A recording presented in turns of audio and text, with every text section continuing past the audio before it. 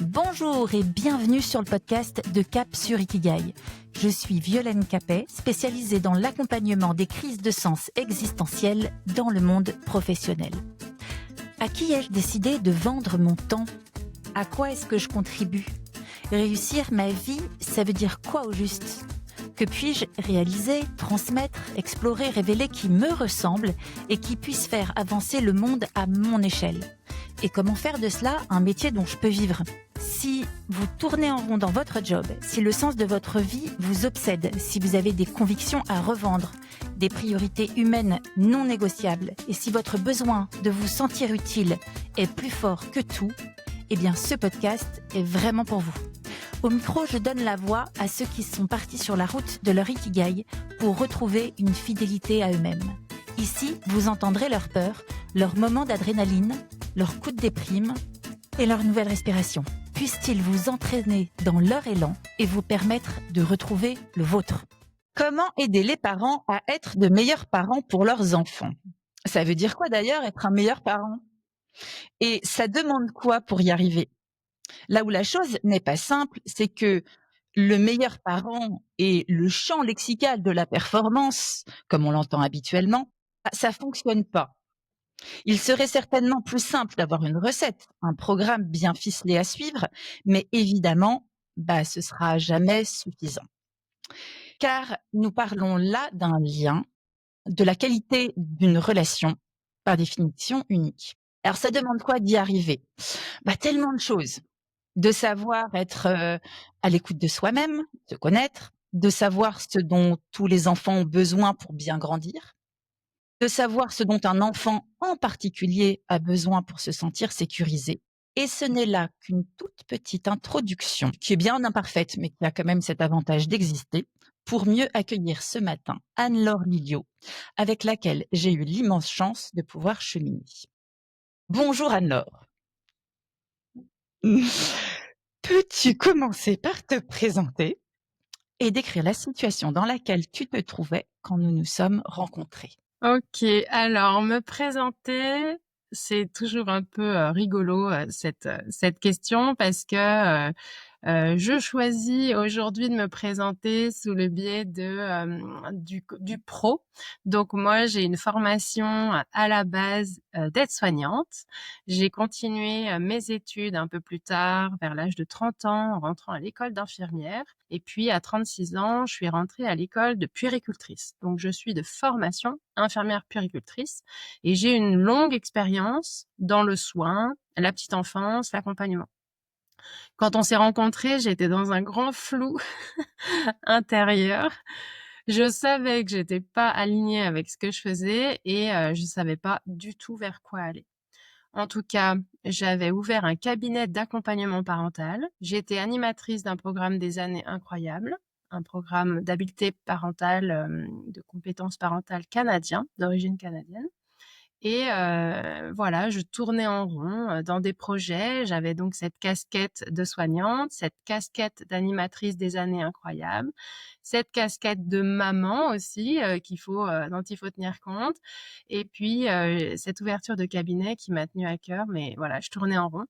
Je me sentais bloquée, un peu fatiguée de tourner en rond, un peu perdue. Et j'avais un peu coché toutes les cases de formation, de développement de ma famille, je sais pas, tout allait bien quoi, les cases étaient cochées, mais en fait j'avais oublié de m'écouter. Quelque chose que je connais bien. Merci beaucoup pour cette présentation et ta confiance. Est-ce que tu te rappelles du moment où tu t'es donné le droit de penser à un meilleur alignement et où ton projet s'est progressivement invité dans ton esprit ? Alors, le meilleur alignement, oui, je m'en souviens. C'était pas un moment précis, mais c'est un vrai cheminement qui s'est fait depuis les 20 dernières années, où j'ai essayé d'améliorer peut-être ma condition financière à un moment en reprenant des études. Après, j'ai changé plusieurs fois d'endroit d'exercice en tant qu'infirmière parce que je sentais que j'étais pas tout à fait à ma bonne place. Il y avait des choses qui venaient un peu confronter mes valeurs. Il y avait quelque chose qui était un petit peu qui venait me perturber. Et puis, il n'y a pas eu une décision radicale. je suis quand même quelqu'un de réfléchi. Comme j'ai une famille, j'avais comment dire, des obligations qui m'obligeaient à faire attention quand même à mes choix. Je me suis autorisée une petite permission progressive de prendre un temps partiel en tant que salariée pour ouvrir un cabinet. Le cabinet d'accompagnement parental, ça a été une grande décision pour moi parce que j'ai toujours été salariée. Et c'est à ce moment-là, à l'ouverture du cabinet, que je me suis donné le droit de penser à un meilleur alignement. Je me suis dit, là, grâce à ça, je sens qu'il y a une part de moi qui va pouvoir s'exprimer.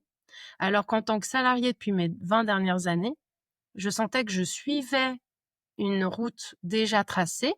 J'étais dans un collectif, j'ai énormément apprécié mon travail en tant qu'aide-soignante, mon travail en tant qu'infirmière. En revanche, j'avais pas envie de vivre ça encore très longtemps parce que j'étais pas alignée avec moi-même. C'est comme s'il y avait une deuxième Anne-Laure qui était en activité au travail, et puis en fait la deuxième Anne-Laure, elle était là, elle sommeillait, elle veillait en attendant qu'on l'écoute, et donc c'était le début d'un retour à moi. C'est comme ça que je le vois. En quoi cela répondait-il à ton ikigai, à ta raison d'être, à ton envie de devenir? En quoi et pourquoi faisait-il sens pour toi? Alors je pense que ce projet de cabinet, ou en tout cas d'auto-entrepreneuriat, c'est né de mon expérience personnelle, en alignement avec mes valeurs et de mes compétences. En fait, j'avais un besoin de vérité. J'avais un besoin d'exprimer que tout ce que j'avais fait dans le passé pouvait me servir maintenant pour aider d'autres personnes. Quand on a commencé à discuter de l'ikigai, que je connaissais pas du tout avant, hein, c'était en fait la croisée de ce que je savais faire. Donc, je sais par exemple écouter, être bienveillante, guider, structurer la pensée de quelqu'un pour essayer de l'amener à cheminer. Donc là, c'était les parents. Ce que j'aime faire par-dessus tout, c'est amener de la clarté dans une situation familiale ou dans la tête d'un parent qui culpabilisait énormément, et en fait lui dire que oui, tout à fait, il a le droit d'être mal dans ce qu'il vit, et pas forcément de culpabiliser pour ça. Et puis voir ce dont les gens avaient besoin. Les personnes que j'ai retrouvées dans ce cabinet avaient besoin de sens, d'être recentrées, d'être confrontées aussi à l'idée que peut-être qu'il y a quelqu'un à côté d'eux qui font mieux qu'eux, mais en fait c'est pas grave que quelqu'un fasse mieux, et que quand on leur dit, eh ben ils sont presque rassurés. C'est un des grands challenges des années incroyables, c'est de faire comprendre aux parents que chacun est parfait en fait comme il est. Le projet en fait il répondait à l'ikigai parce que j'avais envie d'être libre financièrement. Tu sais, j'avais entendu plusieurs fois dans des formations vivre de mon métier, vivre de mon activité et tout. Je m'étais dit, ah, c'est incroyable, parce que au travail, bon, j'ai travaillé, j'étais bien consciencieuse et tout, mais si je travaillais pas, j'étais payée pareil, tu vois. J'étais salariée, fonction publique. Encore une chance que j'ai été avec une grande, tu vois, un grand investissement personnel et professionnel, mais là, je pouvais être libre d'augmenter même mon revenu en faisant quelque chose que j'aimais. Et donc, ça m'a stimulée, ça m'a vraiment portée, et ça m'a reconnecté vraiment à une vision plus vaste de la vie. Pas m'arrêter juste à ce poste de salariat dans lequel j'étais rentrée une petite boîte, tu sais. Et là, j'avais voilà une autre vision, donc ça, c'était chouette. C'était vraiment une belle expérience. Et oui, et tu parles de quelque chose qui est très important et intéressant, qui est pas toujours facile à allier. À la fois, le fait d'aider des parents, à mieux comprendre ce qui est en jeu pour améliorer, la qualité de la relation avec leur enfant, pour comprendre, comment tout ça se joue, comment tout ça chemine, comment tout ça, hem, se se développe, s'amplifie. Comme finalement on parle d'amour, comment bien le donner. Et c'est un projet immense, c'est un magnifique projet. Je trouve que dans notre société, j'en profite pour faire de la pub à Anne-Laure, mais ça devrait être central, en fait, l'amour qu'on se porte, et celui parfois qu'on a envie de donner, puis qu'on donne pas autant qu'on devrait, parce qu'on ne sait pas non plus. C'est ça qui est très complexe, c'est à la fois, il y a des choses à savoir, il y a des choses à écouter, il y a des choses à sentir. Donc c'est un immense et très beau projet, mais c'est pas forcément celui, auquel la société va donner de la valeur. On va donner de la valeur à un ingénieur, on va donner de l'importance à voilà, plein de choses et aujourd'hui, j'accompagne beaucoup de personnes qui ont des projets que je trouve immenses, mais qui se heurtent avec: «OK, mais comment je gagne ma vie avec ça?» parce que, en fait, il y a quelque chose de l'ordre de, bah, être parent, c'est naturel, ça se fait. Bah, non. En tout cas, quand on le fait avec conscience. Je connais pas de parents qui se posent pas des questions, et qui aient pas envie d'explorer cette dimension-là et pourtant effectivement, bah, ça correspond pas à un métier donné, très identifié, dans lequel on peut forcément, grandir ou gagner de l'argent. Or, l'argent doit être la contrepartie de la valeur qu'on apporte. Donc à partir de là, c'est vrai que c'est extrêmement frustrant. Hem, mais moi, j'ai foi sur le fait que ça est en train de changer et dans notre esprit, souvent, ça arrive en contradiction ou ça arrive, en tout cas, ça n'arrive pas clairement. Il y a soit je fais quelque chose auquel je crois qui a du sens, que je trouve, voilà, fondamental, dans notre société. Voilà, s'il y avait de meilleurs parents, il y aurait peut-être moins de guerres, il y aurait moins de conflits, il y aurait moins de et cetera. Finalement, il y aurait peut-être moins d'argent public dépensé n'importe comment, enfin pas n'importe comment, mais bon, je veux dire pour être là, quand c'est vraiment problématique. Donc c'est, important de le penser dans notre société. Mais pour autant, comment est-ce que je fais quand je suis dans une société dans laquelle ça n'est pas pensé comme ça? Comment est-ce que je trouve moi les manières de dépasser ça et de prouver, enfin, finalement d'apporter la preuve de la nécessité de penser à la parentalité, par exemple. Et souvent le cerveau va se dire: «Ouais, c'est trop dur, c'est trop long, je suis toute seule». Ouais, ouais, je te vois sourire, donc dis-moi Ouais, qu'est-ce que c'est ça peut hyper évoquer? intéressant ce point de vue-là. Moi, il y a plusieurs choses qui me viennent à l'esprit. Il y a déjà que l'argent public, il est déjà mis en place. Il y a déjà des projets, des lois qui sont passées pour la protection de l'enfance. Il y a des ministères qui se sont penchés sur la question. Alors, on a énormément changé de ministre ces derniers temps sur la protection de l'enfance et ça fait qu'il y a des chantiers qui sont restés un petit peu en suspens, des choses qui ont été reportées. En tout cas, il y a eu toute cette démarche autour des 1000 premiers jours de l'enfant qui a été mis en point central, où on s'est rendu compte que les 1000 premiers jours de l'enfant étaient une période, donc pour ceux qui ne connaissent pas, qui fait ça part de la grossesse. C'est un temps dont on se permet d'identifier un début, donc pendant la grossesse, l'enfant en termes de fœtus, mais même un peu avant, où on se rend compte que quand le couple sans enfant est déjà en difficulté ou quand il y a déjà de la consommation de substances illicites ou quand il y a déjà une précarité qui est installée,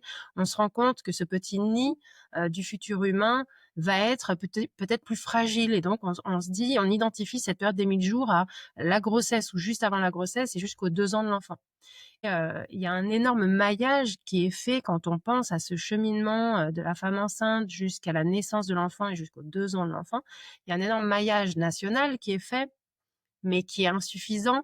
C'est pour ça que ces 1000 premiers jours ont été identifiés, que je suis actuellement en formation avec, j'ai la chance de participer à un diplôme, universitaire à Lille, au CHU de Lille. Ce projet est porté par Boris Cyrulnik et Isabelle Filiosa et la chance que j'ai, c'est de pouvoir discuter avec des experts de cette période où on se rend compte que la fragilité familiale va avoir un impact, familial et environnemental, va avoir un impact sur le développement de l'enfant, mais que rien n'est définitif.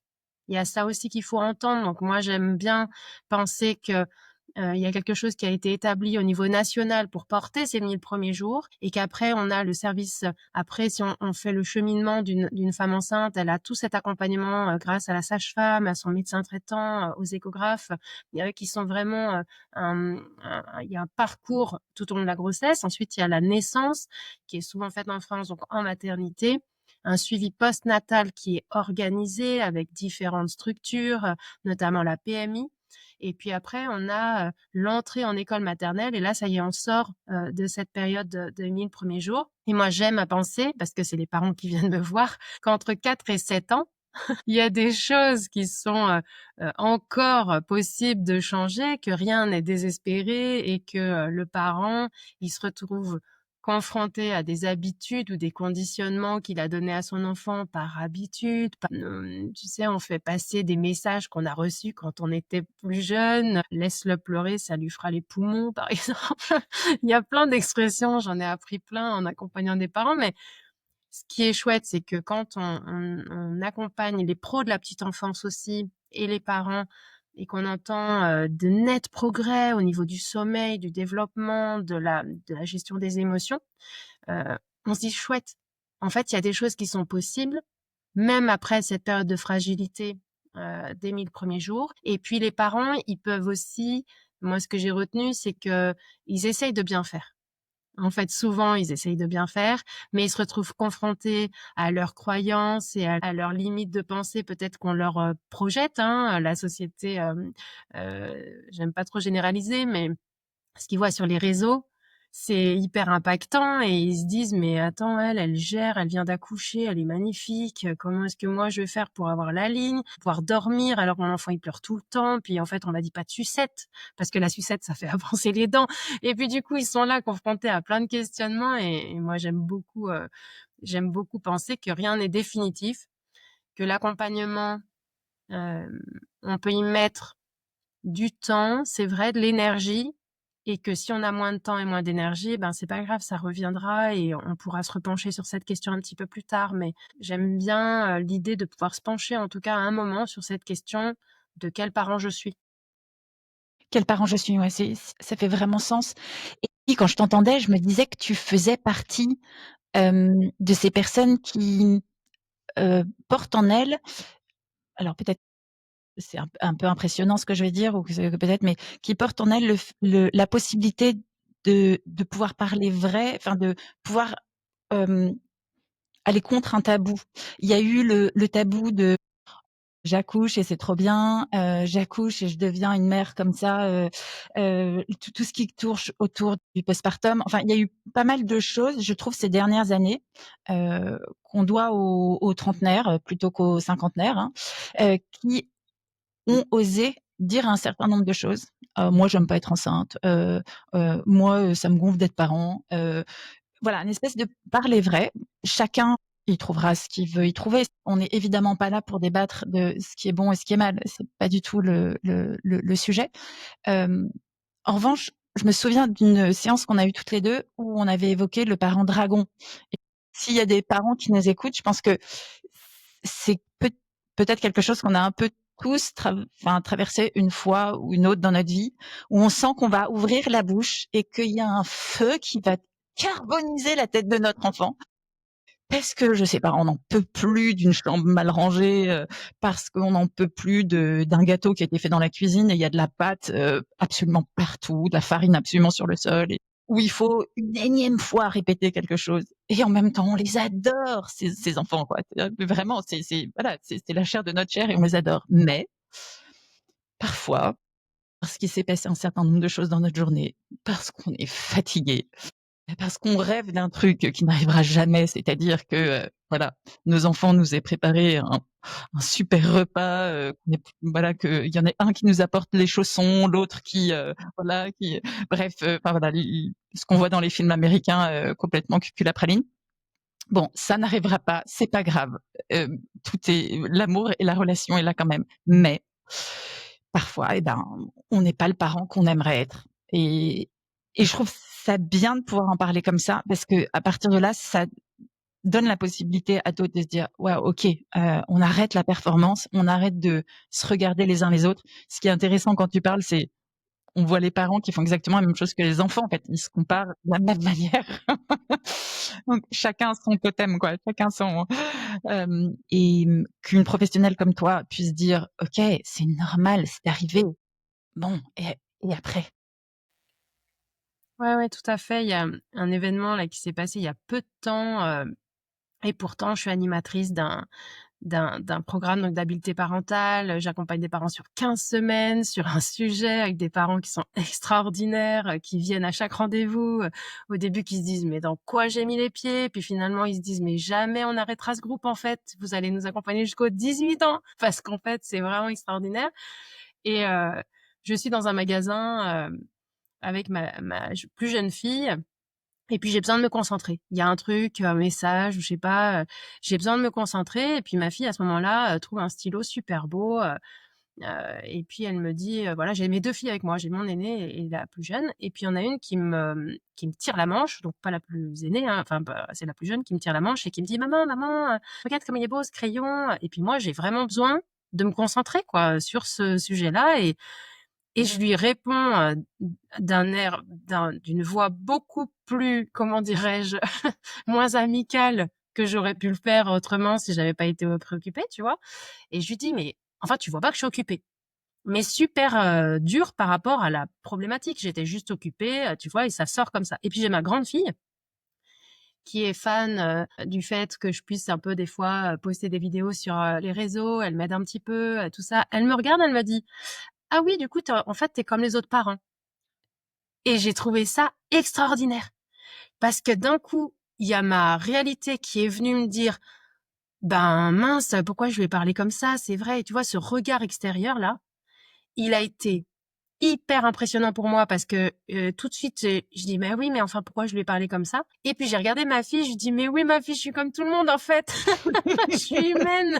Et c'était super drôle parce que je me rendais pas compte, mais elle me voyait, elle, gérer la famille, la reprise d'études, tu vois? On en parle avec des amis, j'ai repris mes études, avec des enfants. Du coup, elle se dit: «C'est incroyable quand même, ma maman qui a fait ça». Et puis devant, donc sa petite sœur qui me titille alors que je suis super occupée, elle me dit: «Ah non, mais en fait, tu comme les autres parents» et j'ai trouvé ça super parce que parfois on essaie de faire de son mieux et parfois on a ce dragon qui sort, on a l'impression qu'il vient de nulle part, mais bien sûr qu'il est là tapi à attendre qu'on lui ouvre la porte et j'ai trouvé ça extraordinaire parce que oui, on est tous un parent dragon, j'en suis convaincue. Et il y a des dragons qui sont plus sensibles que d'autres. Il y en a, ils ont une petite porte blindée. Il y en a, ils sont tapis juste à côté de toi. Mais il faut l'accepter, en fait, ce dragon. Parce que finalement, dans la matinée, ce que ma grande fille n'avait pas vu, on avait passé 2 heures à faire un puzzle avec la petite, la plus petite. On avait prévu le soir un petit massage des mains et tout ça. Et en fait, c'est du temps de qualité passé avec l'enfant qui permet à notre dragon de pouvoir s'exprimer de temps à autre et de ne pas faire ressentir à l'enfant, à qui on parle mal, non mais en fait j'ai aucune valeur. Parce que le temps de qualité a été passé même sur pousser une chansonnette ou danser sur une chanson dans son salon. C'est du temps de qualité. Quand il est réalisé un peu tous les jours, permet à l'enfant de se sentir exister dans le regard de ses parents et le parent, il n'est pas infaillible. C'est-à-dire que là, j'avais besoin de ma concentration. J'avais pas besoin qu'on vienne me tirer la manche, mais elle sait que je l'aime très fort parce qu'à de nombreux autres moments, j'ai une vraie attention portée sur elle et surtout, je m'excuse. Je m'excuse en disant: «Mais oui, j'aurais jamais dû te parler comme ça, j'étais très occupée. J'avais pas vu». «Bah non, t'avais pas vu parce qu'en fait, t'es une enfant, donc c'est pas à toi de voir que je suis occupée». Mmh. Tu vois, c'est tout ce raisonnement-là qui est hyper intéressant et quand je le vis de l'intérieur, je peux d'autant plus dire aux parents: «Mais bien sûr, je comprends que vous ayez un Mmh. dragon en vous, Mmh. laissez-le s'exprimer de temps en temps. Mais en revanche, qu'est-ce que vous faites pour pouvoir dire aux autres, à l'environnement, ce qui s'est passé? Parce qu'eux, ils étaient pas à l'intérieur, ils savaient pas que vous aviez ouvert la porte au dragon». Et ce qui est très intéressant, c'est le regard que porte l'enfant qui peut être dur. Moi, je l'ai aussi, hein, de mon côté sur, ouais, OK, il y a ce qu'on dit et ce qu'on fait. Et pour moi, c'est tellement un sujet hyper important celui-là, que si on vient me le mettre devant, waouh, j'ai le côté dragon qui peut arriver et en même temps, c'est, finalement merci. Merci parce que, bah, voilà, j'ai l'occasion de voilà, de te montrer mon imperfection et tu feras bien sûr beaucoup mieux que moi. Mais tu sais, c'est capital que l'enfant, il voit son parent, être parfois défaillant. Alors il y a de la défaillance et défaillance, hein. J'ai travaillé dans la dans la petite enfance pendant longtemps, mais la défaillance dans le sens, «J'ai fait une erreur, excuse-moi, est-ce qu'on peut en reparler?»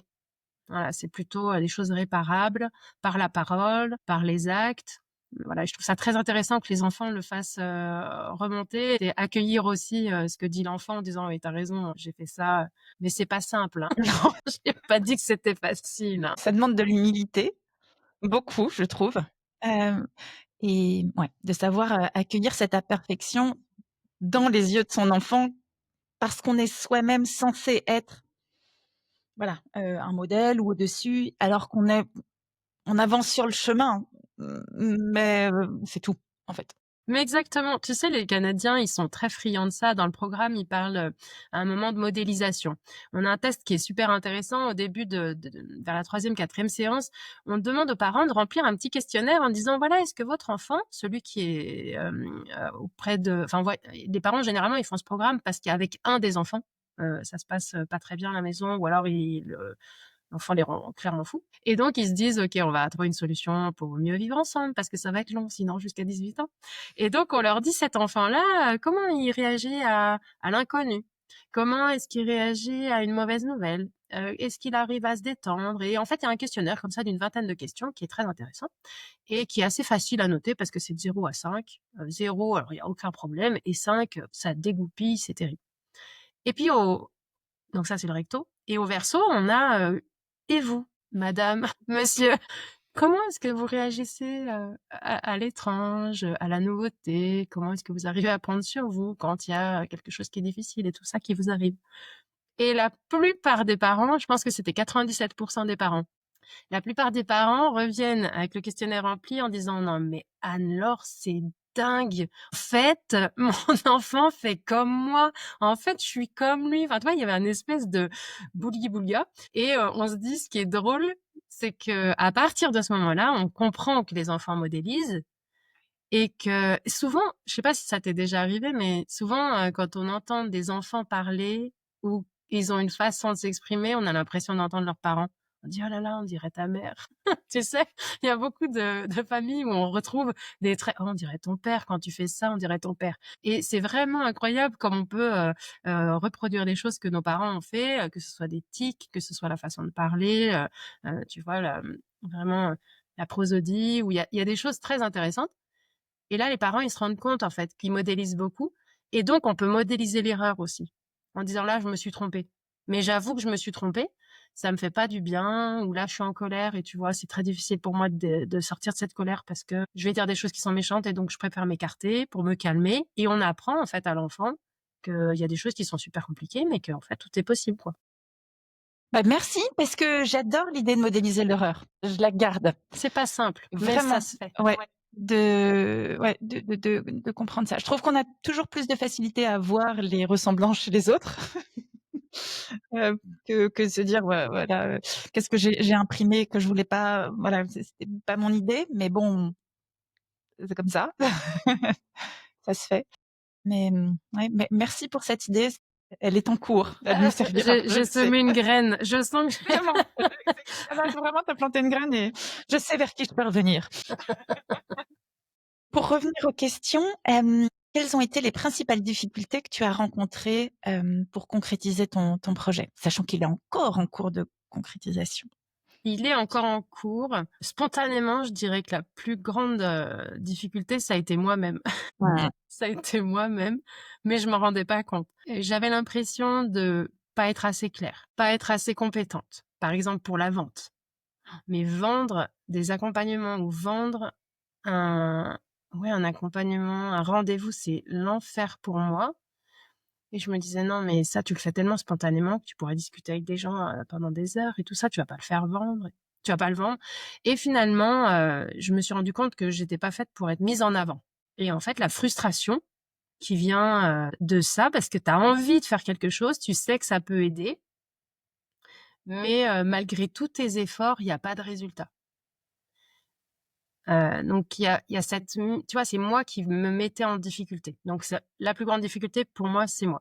Parce que je pourrais dire que c'est le manque de temps, d'argent, mes enfants, la famille, en fait, c'est des fausses, excuses, tu vois? Vraiment clairement, bien sûr que ça aide quand tu as de l'argent. Moi, ça m'aide d'avoir un temps partiel en étant salariée parce que ça me garantit, en tout cas une sécurité financière pour, payer le quotidien.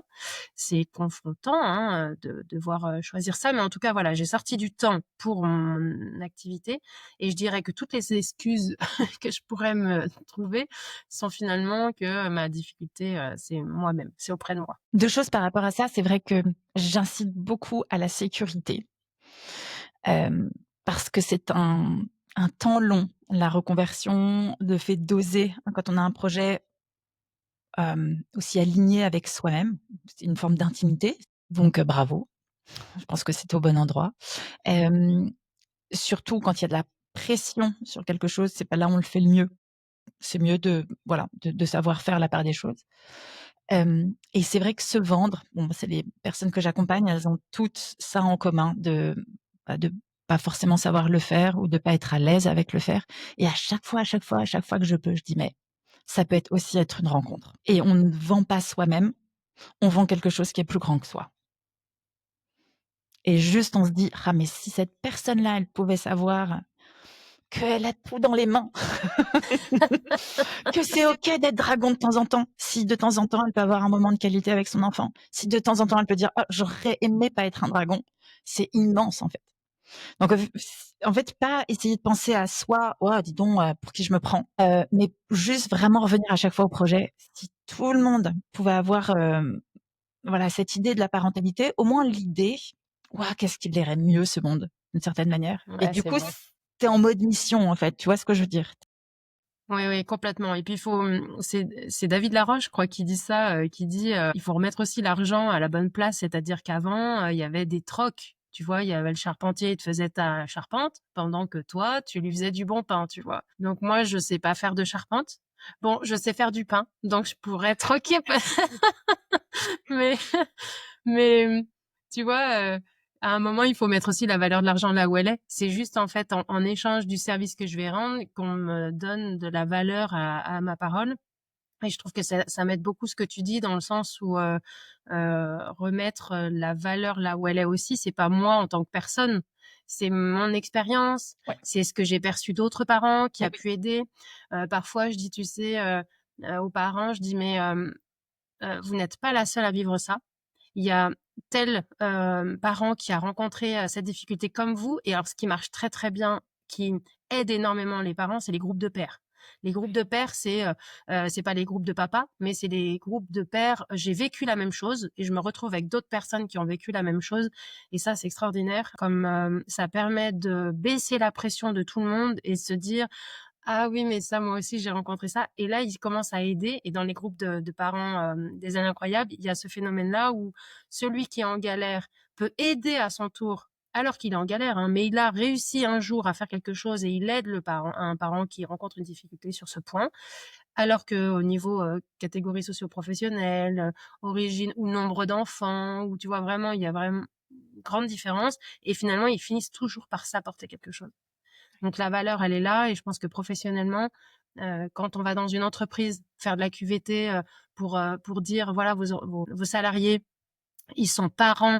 Est-ce que, vous voulez qu'on apporte un peu de valeur aussi, pour leur permettre de poser leurs questions par rapport à la grossesse, par rapport à la reprise, du travail et en fait les patrons, ils sont contents de pouvoir apporter cette valeur à leurs salariés. Donc on est sur cette valeur, tu vois? J'aime bien cette idée que c'est pas moi en fait qui suis C'est concernée, c'est exactement mon ça. message. Exactement, exactement. Tu es dépositaire et quelque part, comme tu as conscience de son importance, presque tu es en mission quoi, plus, d'une certaine manière. Avec le recul, ferais-tu aujourd'hui différemment? Alors oui, sans hésiter.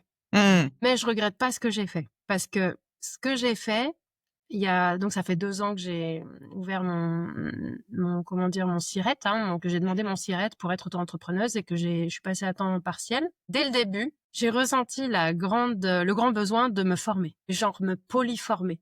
Me Oui, oui, je former, connais très bien former ça. au carré. Ça s'appelle le syndrome de l'imposteur, ça peut coûter très, très cher ce foutu syndrome, hein, c'est où cette quête de légitimité absolue. C'est Là ça. aussi en se comparant, là aussi, ouais. Je connais peu de personnes que j'ai accompagnées qui soient pas passées par là et je suis le phare. Je suis le Ah, la c'est personne qui dit: «À un moment, ça extraordinaire. suffit». Alors, je voyais une formation pour créer mon site internet, parce que créer un site internet, c'est pas non plus, tu vois, je suis infirmière, donc autant te dire que je suis des procédures.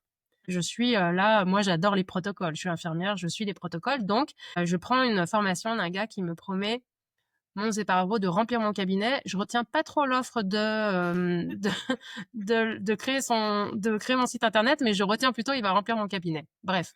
Finalement, il m'a plus appris à créer un site internet, ce que je remercie grandement parce que c'était une grande aide technique. Et puis ensuite, j'ai pris un autre accompagnement et puis un autre. Et en fait, avec le recul, c'était une recherche de sauvetage externe que je cherchais pour me dire, je cherchais en achetant ce programme le fait d'y arriver grâce à eux.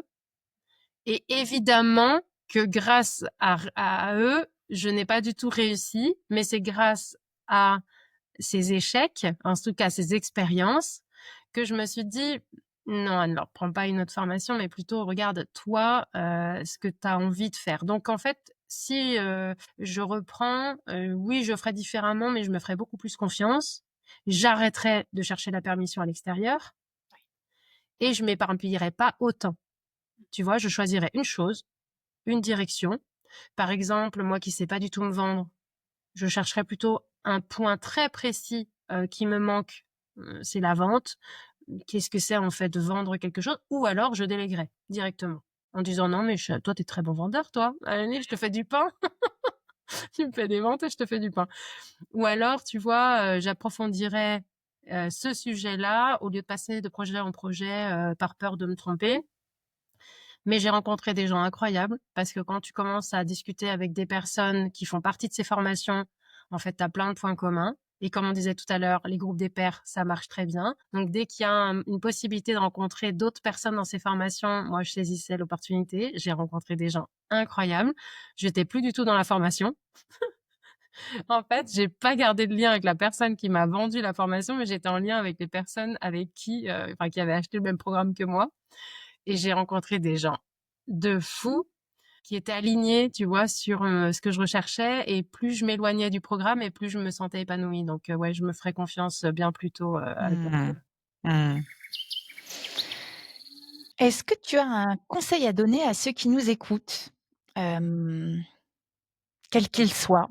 Quelque chose qui t'a aidé, une phrase, une citation, un moment? C'est presque philosophique, ça. Mmh.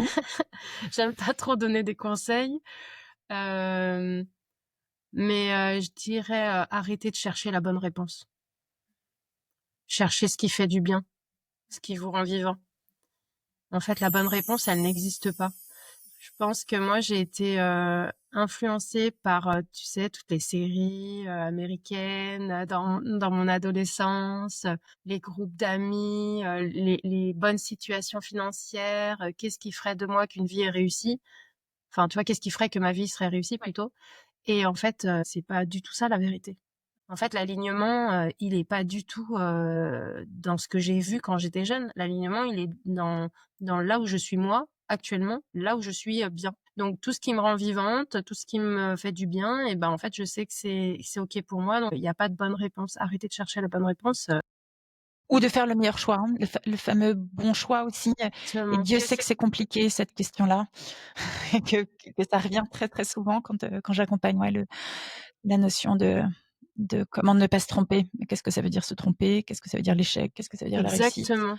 Parce que j'ai discuté avec quelqu'un récemment, une fille incroyable rencontrée, je crois même dans un programme, il me semble bien, qui me disait mais c'est presque spirituel. C'est presque Ah mais oui, c'est avec quelqu'un avec qui tu m'as donné les coordonnées d'une oh, elle était chouette. Alors, donne-moi son nom. Mais attends, j'ai oublié son nom. J'ai Alors, discuté qu'une fois au téléphone avec elle était incroyable. est-ce que c'était Mélanie? Ouais, ça doit être Mélanie.